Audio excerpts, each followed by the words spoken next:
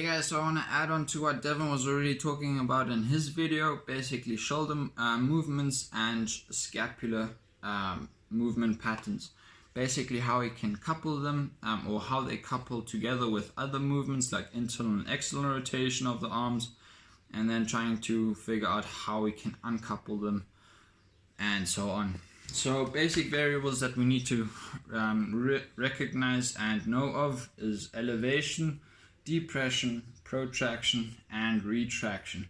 Now ways we can chunk these movements is by understanding how they move in relation to our body. So when I try to lift my arms up, my shoulder blades have an upward rotation, and when I bring my arms back down, they have a downward rotation.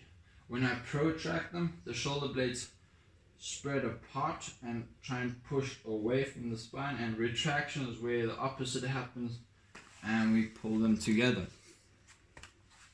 So proximity to norm would be then basically if I'm trying to resist something from down from the bottom, or trying to pick myself up, which would be actively depressing my shoulders, or trying to pick something up where I would be actively elevating.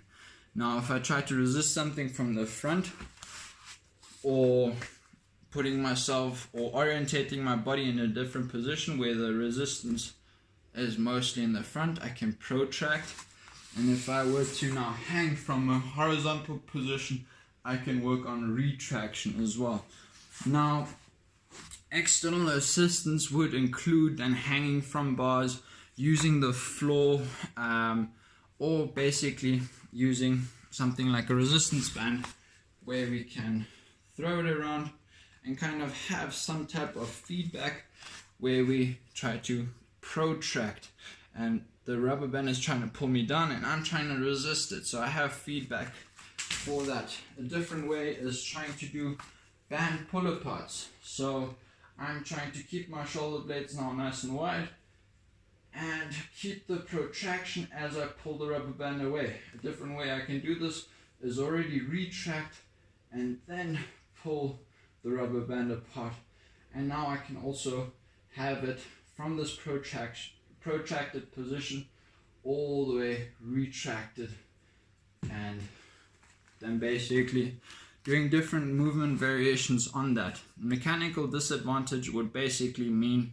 that we are trying to improve our end range motions or our end range strength, trying to maintain these different shoulder blade positions, whether it be pulling the shoulder blades together towards the spine or away from the spine, rotating it up or down, whether we try and couple it with the arm movements or against. Against the movement would be technically like this, where I try to keep my arms down, my shoulders depressed, and then I try to upwardly rotate my shoulder blades, basically puffing up my lats. Different ways, trying to retract, depress, or I can retract, keep the shoulder blades against the spine and try and elevate. So different movements that we can do to kind of produce whatever result or shape that we are trying to create. Now speed would be basically doing this super easily, or trying to keep the shoulder blades down,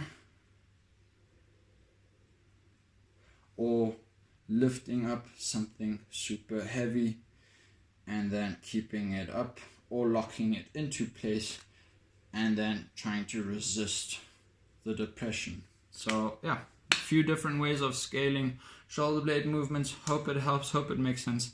Thank you very much.